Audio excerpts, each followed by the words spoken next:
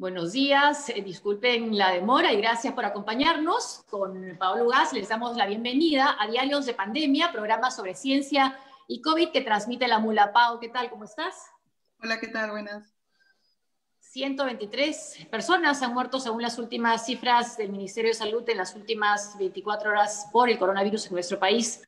Aunque hay un registro de un descenso en el número de fallecidos en las últimas semanas, la pandemia sigue causando aún mucho dolor y aún sigue fuera de control. Sin cura, con una vacuna aún en etapa de ensayo y sin un sistema de rastreo y de pruebas moleculares rápidas, será muy difícil enfrentar una segunda ola de contagios. Así, con un país de luto, vimos esta semana un intento de vacancia del presidente de la República por unos audios que sí, son vergonzosos, pero que deben investigarse cuando termine el mandato de Martín Vizcarra. Hemos conocido además por IDL Reporteros los llamados del presidente del Congreso, Manuel Merino, y el congresista Otto Gibovich a los altos mandos militares en plena crisis por este pedido de vacancia, en lo que algunos juristas consideran constituye un delito de sedición y que para el presidente del Congreso son un simple llamado a la calma. Hoy entrevistaremos a Ed Málaga. Ed, ¿qué tal? ¿Cómo estás? Bienvenido. Gracias por acompañarnos. Hola Josefina, hola Paola, gusto estar nuevamente con ustedes. Gracias. Neurobiólogo y jefe del equipo que ha desarrollado una prueba molecular rápida. Ed, junto con otros científicos, médicos, académicos, viene insistiendo con gran tenacidad en que hay que escuchar a la ciencia, porque sin ciencia no hay futuro. Vamos a escuchar a Ed hablar de ciencia, pero también de política. Luego, desde Cajamarca, nos va a acompañar el doctor Edison Sedano. Él es médico internista, él está en primera línea tratando a los pacientes con COVID en esa región. Además, es profesor universitario, investigador de la Universidad Privada del Norte y jefe del Servicio de Patología Clínica de eSalud. También estaremos con Jason Day, actor y activista, y él nos acompañará junto con Luis Eduardo El Ciem. Ambos han iniciado una campaña a ritmo de rap para poder tener una mejor comunicación con los jóvenes y prevenir así que continuemos con los contagios del coronavirus. La campaña es Urgente Gente. Ed, como decía hace un ratito, entonces, también has hablado de política esta semana con todo lo que ha sucedido, ¿no? ¿Cómo has visto tú, desde tu trabajo, desde tu laboratorio, lo que ha venido pasando esta semana con este intento de vacancia del presidente? Sí, Josefina, mira, la política no es lo mío, creo que hay gente más preparada que yo para hablar de esto, pero como ciudadanos nos compete a todos estar atentos y formarnos opinión y sentar posición, porque de esto dependen muchas cosas. Desde mi posición de investigador, de científico que está tratando de aportar a la lucha contra la pandemia, es muy preocupante ver el enfrentamiento entre los dos poderes del Estado y ver que todo esto efectivamente paraliza al país en un momento en el que no deberíamos estar paralizados. Las lecciones son claras. Somos una sociedad polarizada, crispada por la sospecha de la corrupción. Todo lo que se hace se sospecha que está mal hecho, que hay digamos, algo sucio ahí dentro. Y claro, con la historia que tenemos, es obvio que en donde busques vas a encontrar algo sospechoso o algo dudoso o algo que debe ser investigado. La pregunta es, nosotros como ciudadanos, ¿queremos investigaciones, queremos aclaraciones o queremos tumbarnos a la autoridad y sumir al país en una especie de parálisis, ¿no? Yo creo que todo tiene sus formas, todo tiene sus procesos y es muy duro ver que la gente está tan polarizada que si tú llamas a la cordura y dices, bueno, un momento, que se haga esto por los procesos debidos y más adelante te van a decir, no, que apoyes al uno, que apoyes al otro. O sea, la verdad es que nos hemos olvidado que el gran enemigo sigue siendo la pandemia y que si ahora son 123 o 124 muertos al día, siguen siendo vidas muy valiosas. Se empieza a pensar de que ya está bajando la curva, otra vez nos relajamos, viene la confianza y el exceso de confianza, mejor dicho, y eso nos va a hacer mucho, mucho daño. Así que con gran preocupación, yo espero que esto se resuelva pronto. También ha afectado iniciativas como Resucita Perú ahora, en la que estoy involucrado. Todos nos hemos visto en la necesidad de hacer una pausa y ver qué va a pasar, porque venían acciones concretas, reuniones, anuncios, en fin, te puedes imaginar. Y creo que toda la sociedad civil que está tratando de aportar se ha visto en la misma situación de espera y de un poco de angustia, ¿no? De ver cómo y cuándo podemos retomar las cosas. Creo que lo dijo Mateo Prochaska, ¿no? De una manera, él dijo bastante clara y dramática, mientras unos luchan por tener oxígeno, otros luchan por el poder. Totalmente, y es una lástima ver eso, pues. No es el momento. ¿Pau? Lo importante es en estos momentos pronunciarse teniendo una democracia tan precaria como la que tenemos y no quedarse callado, bajo los riesgos que tú acabas de expresarnos, ¿no? Pero ¿cuán importante crees que en general, desde el espacio donde uno se encuentre, tú estás en el lado, digamos, de ciencia y salud pública, expresarse en estos momentos bueno, de zozobra, digamos? Es clave, es importantísimo. Creo que todos quienes tienen cierta autoridad en sus respectivas disciplinas o campos de acción deberían sentar posición, porque una vez más no se trata de lo que yo hago, de lo que tú haces, se trata del país. Tenemos que estar de acuerdo, tenemos que ponernos de acuerdo, y si no sentamos posición, no sabemos pues con quién estamos tratando, ¿no? Ahora también esta crisis ha revelado, valga la redundancia, una crisis de liderazgo en el país. Vemos que muchas instancias de la sociedad no sientan posición, se abstienen, se tardan en decir las cosas y a todo nivel. Entonces esto preocupa mucho. Que yo esté hablando aquí ante ustedes ya es pues el extremo, ¿no? Porque yo debería estar trabajando en mi laboratorio y que me halaga pues que alguien me considere que tengo una opinión que vale la pena escuchar, pero la verdad es que deberían haber mucho más voces y otras voces hablando al respecto. No, claro, y te escuchamos en la lucha contra la pandemia y en la lucha además porque por nuestra democracia, pero también sin dejar de ser críticos. Y no has dejado de serlo tú tampoco con el gobierno, en esto de no escuchar a la ciencia, no escucharla permanentemente o escucharla a medias, ¿no? Esa carta que ustedes dirigieron al gobierno, a las autoridades, no necesariamente tuvo la mejor acogida, ¿no? Acá entrevistamos a la ministra de Salud hace 2 o 3 semanas y no parecía haber una decisión muy clara de ok, sí, he escuchado a los científicos, he escuchado a Ed Málaga, sino parecía haber una cierta molestia de sentirse presionados por esa carta.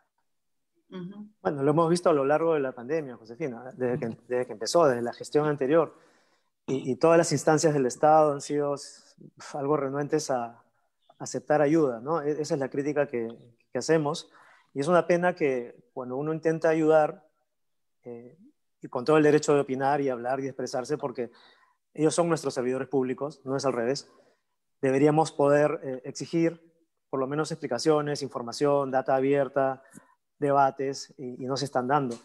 Y yo creo que esto que mencionas de la carta, por ejemplo, de ser críticos, es una lección del espíritu científico. Yo quisiera resaltar eso. Cuando trabajas en un grupo de investigación y te reúnes todos los viernes a discutir la data de los estudiantes, de los postdocs, en fin, se arman unas mechaderas, por ponerlo de manera coloquial, y aquí se trata de poner en debate las cosas, de decir las cosas claramente. Uno, como científico, tiene el deber de decir lo que piensa, lo que interpreta, lo que dicen los datos, de cuestionar y de ayudar a aclarar las cosas. La idea no es complacer a la autoridad, la idea no es decirle siempre estás haciendo todo bien, si estás haciendo todo mal. El mismo presidente lo ha dicho, si hacemos algo mal, díganoslo, pero no se traduce del presidente para abajo, no se traduce en una actitud, bueno, está bien, conversemos, ustedes aporten, ¿no? Parece que hay una cierta jerarquía entre Estado y sociedad, de que el Estado se encarga efectivamente de las cosas y si no hace las cosas el Estado no lo hace nadie más o no lo hace tan bien, y parece ser también una lucha por imagen. En fin, hay demasiadas debilidades digamos en mentalidad, en idiosincrasia que nos juegan en contra. Yo insisto, el enemigo es el virus, es la pandemia y no estamos haciendo lo suficiente para reforzar esa idea. No, y ahí están las cifras de las vidas perdidas, ¿no? Concretamente, sí. También lo dije en algún momento, contar muertos, esto suena muy duro, lo siento mucho, pero contar muertos no es hacer ciencia. ¿Okay? No deberíamos estar contando muertos, deberíamos estar contabilizando contagios. Pero para contabilizar contagios deberíamos haber tenido pues, esa estrategia inteligente basada en lo que ya he dicho tantas veces, rastreo de contactos basados en pruebas moleculares masivas, que sí se puede, ¿no? Vamos, ya dejémonos de eufemismos y de debates inútiles de que no se podía, de que no había, sí se puede, y si crees que no se podía, ahora se puede y se sigue pudiendo, y nuestros vecinos lo han hecho y ya no hay más que decir. Pero la decisión política firme no llega, es lenta, es débil, es timorata, sí, vamos a intentarlo, sí, vamos a hacerlo, pero no se refleja en una realidad. Pau. Tú tienes una frase que es, prefiero estaríamos contando contagiados que estar contando muertos, ¿no? Y creo que eso expresa o grafica un poco la distancia entre los científicos y digamos, el gobierno, ¿no? Además de Resucita Perú y además de las cartas, ¿qué crees que se tiene que hacer para poder hacer que estemos, digamos, en una sola vía, ¿no? En este camino. El diálogo es clave, Pau. El diálogo es imprescindible, pero no hay un diálogo. Como ya dije, los canales de comunicación han sido muy, muy estrechos, e incluso desde el mismo Ministerio de Salud, por ejemplo. Ya contesto también muchas veces.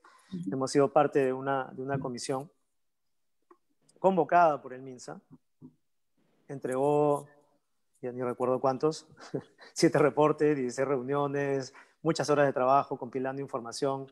Y si bien nada de esto era vinculante porque lo dice la resolución, nadie obliga, nadie le pone un cuchillo en el pecho a nadie para que haga caso, pero caramba, son las recomendaciones de muchos científicos y médicos y epidemiólogos que no se han oído. Ni siquiera pues ha habido muchas gracias, qué bueno, vamos a reunirnos a discutir esto, ¿no? Así que yo no te puedo dar una opinión sobre cómo resolver eso, porque es un tema de mentalidad, es un tema de actitud desde el Estado, que francamente yo no sé cómo corregir. O sea, yo no sé cómo hacer que la gente escuche y que tenga apertura, ¿no? Parece que el tema de que la autoridad te la da un cargo y no un desempeño profesional está muy, muy enraizada en el Estado, ¿no? Tienes un cargo de director, de jefe de algo, pero no escuchas a alguien que quizás tenga mucho más currículum o trayectoria de investigación en algún tema en particular, ¿no? Te ciñes a eso y lamentablemente así es como funcionamos. Sí. Al contrario, hay como cierta inseguridad, pareciera que hay cierto temor a escuchar otras voces, ¿no? Ahora, lo que preocupa también es que ahora que está bajando el número de personas que están muriendo, aunque sigue siendo casi el doble de lo que fue el año pasado, haya una sensación de falsa seguridad, ¿no? De bajar la guardia. ¿Por qué es más necesario ahora que nunca el tener estas pruebas moleculares rápidas y cuándo crees que finalmente puedan estar al alcance de los peruanos? Bueno, esto es un déjà vu, ¿no? Yo vuelvo cada vez sobre lo mismo. La importancia de las pruebas moleculares es la detección del enemigo invisible, no el diagnóstico. Y aquí vas a escuchar a veces dos opiniones encontradas. Muchos médicos sostienen que sí, bueno, pero la verdad es que si nos traes un paciente muriéndose con falta de oxígeno y con todos los síntomas, está clarísimo que es COVID. No necesito una prueba molecular para eso. Es verdad. Pero la razón por la que proponemos este diagnóstico molecular masivo no es para ayudarte a darte cuenta que tienes COVID, es para saber que tienes un elemento, un agente infeccioso invisible y que en ese momento tú eres el peligro, tú eres una persona contagiosa, una persona que va a contribuir a diseminar esta enfermedad. Te enfermes o no, seas asintomático o no seas asintomático. Eso en el nivel primario, que insiste el gobierno, que es una buena idea, hacerlo en el nivel primario, pero para hacerlo bien en el nivel primario tienes que tener esas pruebas moleculares rápidas. Exacto. Ahora, a tu pregunta, pues vamos avanzando, ¿no? Vamos avanzando, pero caray, es un coche muy pesado de empujar justamente porque no se ha entendido esta importancia. Yo creo que el enfoque, y seguramente hay justificaciones logísticas para esto, el enfoque ha sido médico-céntrico, ¿no? Nos hemos enfocado, y está claro, o sea, si yo te preguntara a ti, Josefina, al principio de la pandemia, Josefina, se viene la gran plaga, ¿a quién llamamos? Llamas a los médicos, obviamente, ¿no? Es natural, y es natural que nos enfoquemos en las UCI, en las camas, en los respiradores, en el oxígeno, pero dense cuenta, estamos concentrándonos en la enfermedad y no en la causa de la enfermedad. Entonces, ninguna cosa es excluyente, eso tiene que hacerse definitivamente, pero necesitamos lo previo, la estrategia que nos permita evitar que esos pacientes lleguen siquiera a una situación de enfermedad. Ahora, ¿cuándo se dará esto? Pues, como te digo, vamos avanzando, somos unos 7, 8 grupos que estamos haciendo este tipo de trabajo. Me toca a mí hablar generalmente, pero hay varios más. Más o menos avanzados, yo creo que, a ver, déjame ser bien claro, a veces titubeo con esto. Si se abren los caminos, si se allanan las normativas, si nos ayuda el gobierno, todos son los grandes ifs. Si esto ocurre, en un mes estaríamos desplegando estos diagnósticos, o en menos siquiera. Pero los retos que enfrentamos no están siendo solucionados. No digo caray, no es un tema de voluntad, no es un tema de mala leche, pero es que hay cosas que hay que actuar con sentido de urgencia, ¿no? Y creo que el no darnos cuenta que estamos ante un enemigo invisible, porque yo, a pesar de que parezca tan obvio, me parece que no nos estamos dando cuenta suficientemente de que es un enemigo invisible que está alrededor nuestro, nos juega en contra. Lo mismo con las campañas publicitarias, o sea, la gente no hace caso, ¿por qué? Porque imagínate, si fuera el ébola, ¿no? Que se te cae la carne a pedazos y vomita sangre, déjame ese gráfico, te aseguro que todos estarían en su casa quietecitos. Pero como es un virus que nadie ve, ¿no? Y que, pucha, probablemente seas asintomático, no te va a pasar nada. No, seguro que no lo tengo. Ustedes tienen, y perdonen el comentario, suficiente edad para acordarse de la crisis del SIDA, del VIH. Pues a mí me trae muchos recuerdos, ¿no? Era el tema de que lo mismo, un enemigo invisible, era de transmisión sexual, entonces lo que se vio afectado fue la vida sexual de todo el planeta. Pero ahí el tema era más serio, porque básicamente la mortalidad era tan alta que no te podías dar el lujo pues, de correr el riesgo. Ahora sí parece que te puedes dar el lujo, pero eso tiene una repercusión sobre toda la sociedad y sobre todo el manejo de la pandemia. Así que, en conclusión, estamos enfocándonos en matar al perro, ¿no? Y no la rabia. Yo creo que hay que hacer ambas cosas, hay que tener un enfoque más integral. Y si el Estado no puede, si el Estado tiene limitaciones, que lo sabemos, pues hay que recurrir a la sociedad civil y a los mejores aportes que se puedan conseguir. Justo ahora ha estado el presidente Vizcarra inaugurando un laboratorio molecular, me parece, de pruebas moleculares, perdón, en el Regagliati, porque la idea era que iban a hacer 1000 pruebas en 2 horas, ¿no, José? Estábamos justo leyendo antes de empezar. Por día, sí. ¿No? Y resultados en 2 horas. Sí, en 2 horas.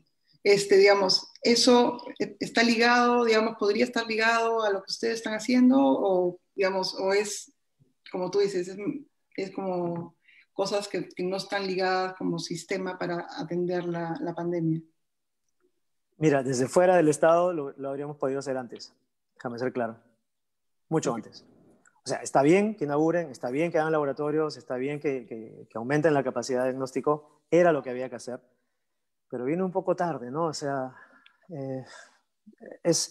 y no es un tema de egos, ni de orgullos, ni de críticas, sino que da mucha pena pensar que cosas que se hubieran podido hacer hace 4 meses hubieran salvado muchas vidas, ¿no? Esa es la única reflexión que quiero dejar. O sea, está muy bien, es muy positivo lo que están haciendo desde Salud, desde el MINSA, de tratar de compensar estos olvidos o estos retrasos, pero la lección más grande es que si hubiéramos trabajado todos juntos, habríamos tenido ya las pruebas moleculares hechas en Perú por el mío y por otros grupos más, las del INS, más laboratorios. Por ejemplo, desde el inicio de la crisis, desde la comisión que yo formé parte, también recomendamos cambios normativos para ampliar la capacidad de diagnóstico, es decir, que no dependamos solo del PCR. Lo que están haciendo ahorita con todas estas inauguraciones es seguir insistiendo en la estrategia principal, que es la PCR, la técnica convencional de diagnóstico. Nosotros pedíamos que se autoricen laboratorios para hacer otro tipo de pruebas y más laboratorios también en universidades e institutos. Esto camina a una velocidad muy lenta.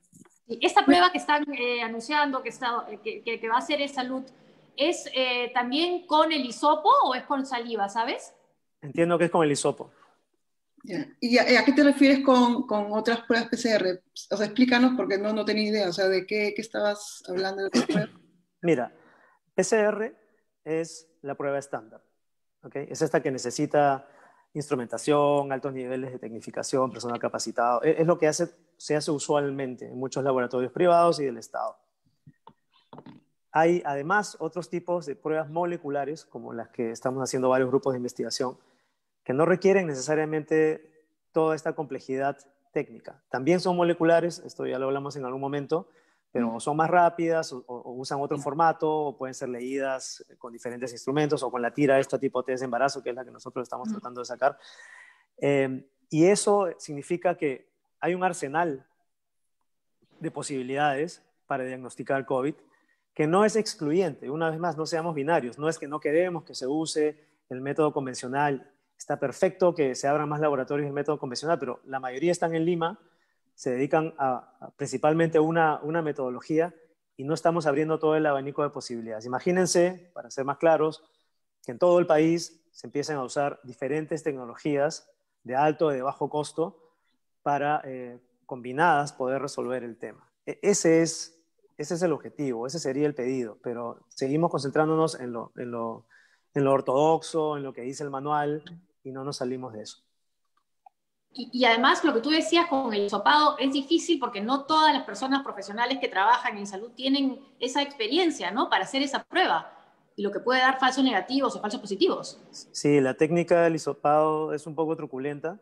Claro, si tienes mucha práctica, te van a decir acá en el Hospital Cayetano Heredia, te hacen 10.000 hisopados por minuto, estoy exagerando, pero esos técnicos sí que lo saben hacer. Pero ahora ándate a capacitar a personas que no han tenido nunca experiencia con esto y tienen que en medio de la pandemia actuar en una región donde hay una alta incidencia.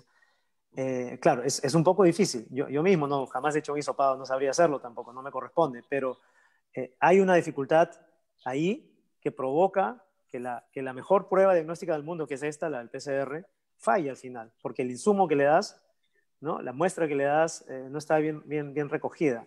Así que eso también es clave, claro que sí. Y eso es lo que tenemos. Sí, Pau, tú. No, digo, para cerrar con un poco de optimismo, no sé por dónde, porque estoy como que, ¿no? Digo, sientes que, no sé, esperando que se supere esta crisis política y se vuelvan las aguas a su curso, se podría ver que resucita Perú como plataforma, que se escucha, digamos, pensando en lo que se escucha la carta que han hecho los científicos, de la que habló Cris López Vargas, y se puedan esta semana tener algún tipo no es un tema de fotos, ¿no?, pero es un tema más concreto para hacer que todos nos encaminemos a tratar lo que de verdad es, o sea, la pandemia, ¿no? Y claro, y resaltar que las iglesias escucharon primero la ciencia antes que la política. Absolutamente. Claro, el mensaje tiene que ser y debe ser de optimismo, y hay mucha razón para el optimismo. No necesariamente las fotos, yo no creo mucho en las fotos, no han ayudado mucho en lo que va de la pandemia, pero sí, la esperanza es que esta iniciativa de la Iglesia tenga un efecto amplificador, un efecto comunicador, que es lo que nos ha faltado todo el tiempo. Capacidad hay, fondos hay, y no sé, la comunicación sigue siendo el talón de Aquiles, así que esperamos que por ahí por lo menos podamos resolver algunas de las diferencias y lograr aportar, pues. Muchas gracias. Muchas gracias. Oye, no, y aprovechando, hay que comprometerlo porque en el tiempo que tengas libre, que nos ayudes a hacer la música de fondo del programa, porque no nos dejan poner otra música que no tenga copyright. Nos banearon. Nos banearon feo. ¿Cuántos encargos? Bueno, vamos a ver. Ya no, y agradecerte por el nombre. Lo bautizaste. Yo les agradezco por darle espacio a la ciencia, a muchos investigadores. Ustedes están resaltando figuras y dándole voz a personas muy valiosas. Estamos hablando del doctor Juan Celis, de Fernando Mejía, de Mateo Prochaska, de Rayi Burjum, de Cris López Vargas. Y podemos seguir. Y tantos investigadores e investigadoras que tienen tanto que decir y que ahora logran comunicar algo tan necesario, se lo debemos a ustedes, a todos los medios en realidad. Gracias. Y nosotros le debemos a ustedes seguir aprendiendo, además, día a día sobre esto. Muchas gracias. Gracias a usted. Chao. Gracias. Vamos ahora, de Lima pasamos a Cajamarca. Nos acompaña el doctor Edison Sedano. Doctor, disculpe la demora, pero ya estamos en comunicación. Doctor.